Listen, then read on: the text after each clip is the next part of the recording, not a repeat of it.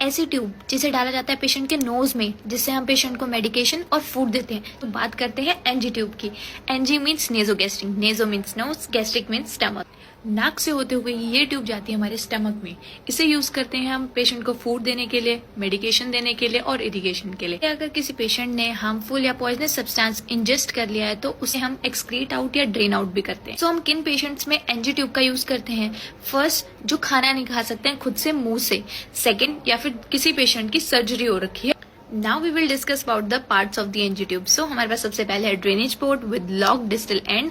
Entire NG tube के ऊपर radio OPEC line होती है जिससे हम कंफर्म करते हैं positioning of the NG tube through chest x ray. Then we have the lateral eye at the end and पूरी हमारी जो एनजी ट्यूब होती है उसके ऊपर मेजरमेंट्स होती हैं जिससे हम ये पता करते हैं कि कितनी इंसर्ट हुई है पेशेंट के अंदर एनजी ट्यूब। अब हम देखते हैं इसे मेजर करने का तरीका। So tip of the nose से ईयर लोब से लेके ज़ीफिस्टर्नम, ये करेक्ट मेथड होता है इसको मेजर करने का कि कितनी लेंथ पेशेंट के अंदर इंसर्ट होगी। और डिफरेंट एज के लिए डिफरेंट कलर कोडिंग्स होती हैं जो कि यहाँ पे मेंशन है।